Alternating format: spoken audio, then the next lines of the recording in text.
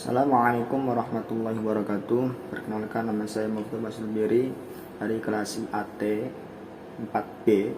Saya ingin menerangkan tentang kodifikasi sahabat Utsman bin Affan mengenai pengumpulan mushaf, pengumpulan Al-Quran. Jadi pengumpulan Al-Quran ya, pada pengumpulan kedua Zaid bin Thabit ya, pada masa Khalifah sahabat Utsman bin Affan itu dikelompokkan menjadi dua kategori. Yang pertama ada kategori versi mayoritas yang pertama, terus yang kedua adalah versi yang minoritas gitu.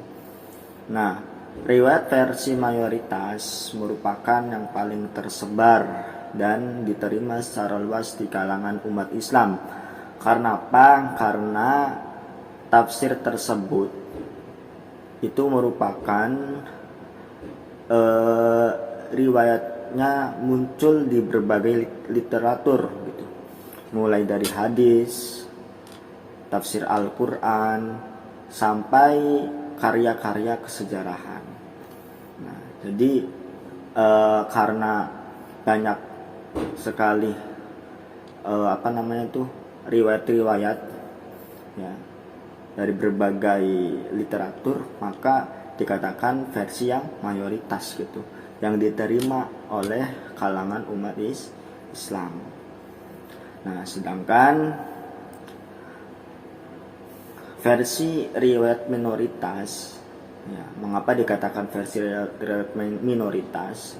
Itu karena tidak adanya pengakuan secara luas sekalipun dari mata rantai periwayatan menempati kedudukan yang sama dengan versi mayoritas.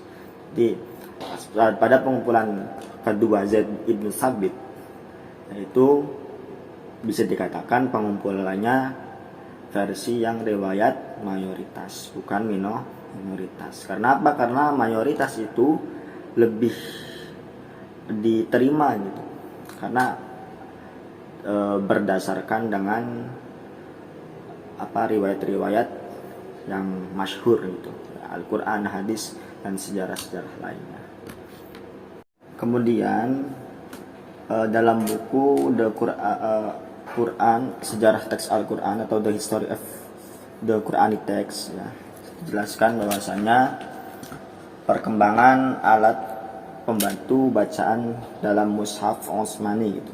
Yang pertama adanya tanda pemisah surat, yang mana tanda pemisah surat itu permulaan tiap surat diketahui dari ungkapan kalimat Bismillahirrahmanirrahim yang biasanya ditulis dengan jarak sedikit lebih senggang. Nah, itu tanda pemisah surat. Kemudian yang kedua ada pemisah ayat gitu, mushaf atau mushaf Samarqand yang juga dikenal dengan mushaf Tasken, dinisbatkan ke Utsmani, yakni bahwa kemungkinan yang merupakan kopian dari aslinya. Nampaknya mushaf tersebut ditulis oleh beberapa tangan yang diantaranya menghapus pemisah-pemisah ayat. Lalu dalam perkembangan tanda bantu alat ya, dalam mushaf Utsmani itu dijelaskan bahwasanya kepedulian Al-Hajjaj dalam mencari letak 1/3, 1/4, dan 1/7 Al-Quran. Tidak lama kemudian, sekitar abad pertama Hijrah, mushaf dikelompokkan ke dalam 7 bagian yang disebut dengan manazil. Pengelompokan ini sengaja dibuat untuk orang yang hendak menyelesaikan bacaan seluruh mushaf dalam waktu 1 minggu.